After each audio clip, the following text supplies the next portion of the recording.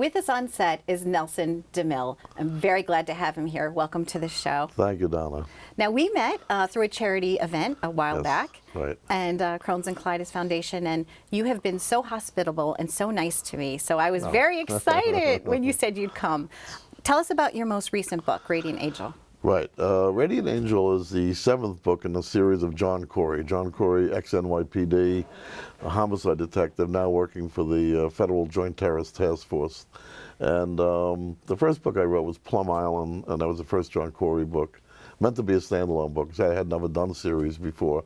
But everybody loved this character, John Corey. He's irreverent, he's politically incorrect, he's just a guy's guy, but the women loved him too.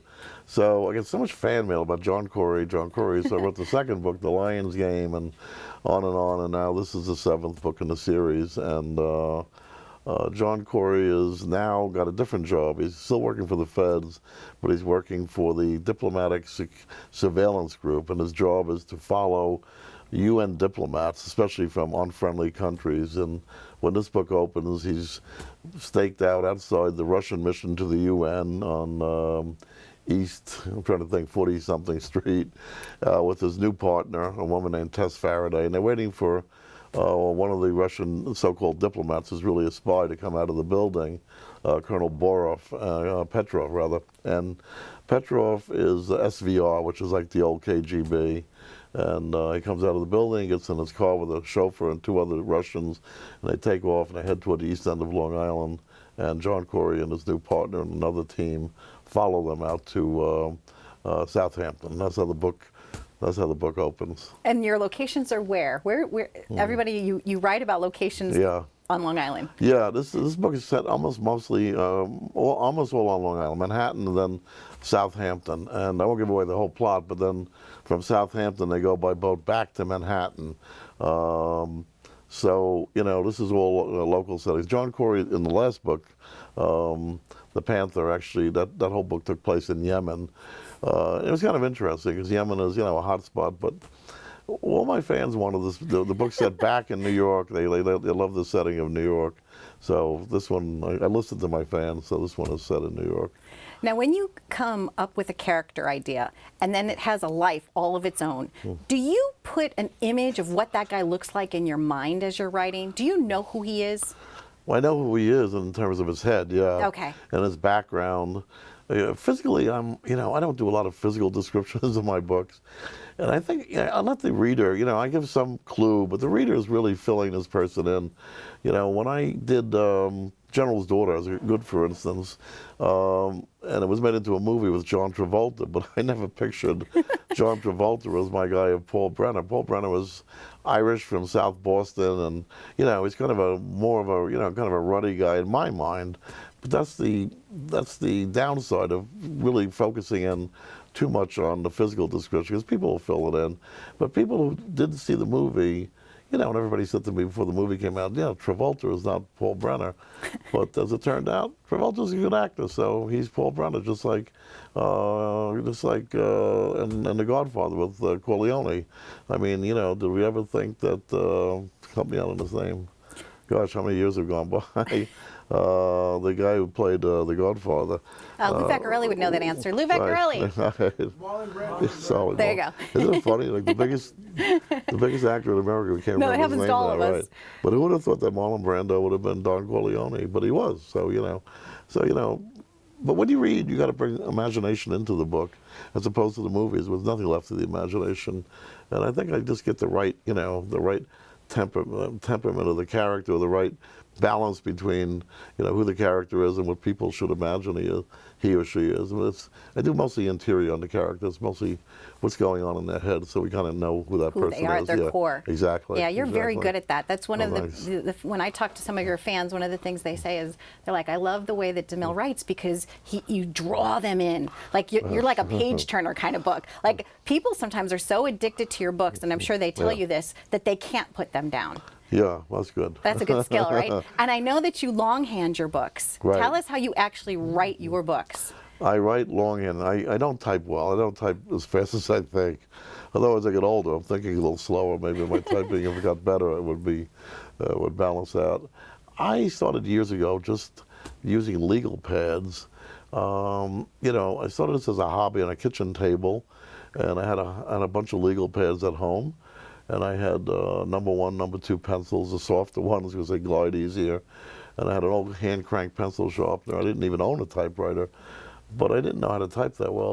And you know, we all learned how to write that way. You know, script. Other kids today don't write script, but you know, but that's the way I learned how to write, and that's the way I wrote all my college essays, and you know, so that's the way I wrote a novel. Then I was finished with it, and I realized that it needed to be typed. And I, you know, so my wife at the time typed it, and after that I got a secretary, part-time, a typist to type the books.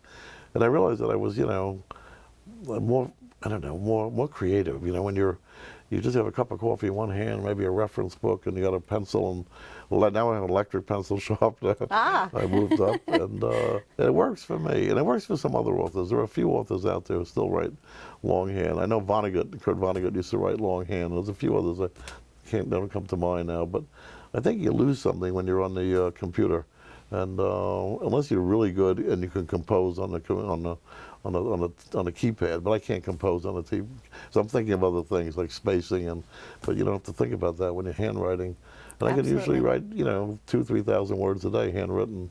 Wow. Then I do a second draft, and that's the better draft, which is neater, goes to my my typist secretary. And how do new characters appear in your book? Do you meet somebody and then all of a sudden say, ah, that person's going to be in the next book? Well, to some extent, you know, Okay. but most of the characters are composites of people, you know, but you know, to some extent, you pull out a central casting. You know, I'm introducing in this a Russian KGB man, and he's a colonel, and he's of a certain age, and this is his background. So you kind of like know who these people are. You don't want to get too tricky because the reader has to bring something into it. The reader can fill in. Sometimes, you know, you have friends and family. I see them, and I realize somebody's got something kind of interestingly quirky about them, and I'll always, you know, think about that when I'm creating a character. But mostly it's just, you know, kind of minor traits. The real character really comes from me to a large extent. Excellent. And I have one final question. How did you know that Nelson DeMille became Nelson DeMille? How did you know that moment that you became a public person and that this was going to be your life? Oh gosh, that's a good question. Like I said, I did this as a hobby. I wrote paperback originals, made no money, but it was kind of interesting. It was good training. But then an agent came to me, and I realized it's hard to find an agent in this business. But when the agent comes to you, because he had read the paperbacks, I realized that there was something there for an agent to take this kind of time. He brought me to a major publisher who was very interested, and that was 1977. I'd already been writing for about 3.5, 4 years, and nobody knew who I was. I mean, I don't think I sold 500 or 1,000 of these books. But within the business, it was a smaller business publishing in those days, this came to the attention of some agents and a publisher. And when I realized I was sitting in a publisher's office, a real publisher, as opposed to a small paperback publisher with my agent sitting next to me, I said, this is for real, and I can maybe quit the day job.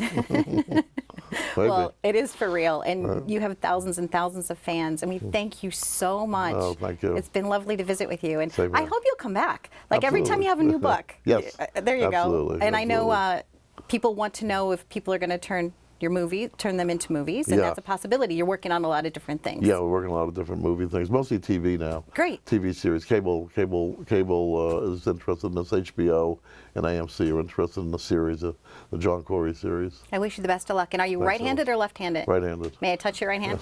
All right. Thank you. Thanks, Donna. Stay tuned for more on Live It Up. We've been visiting with Nelson DeMille.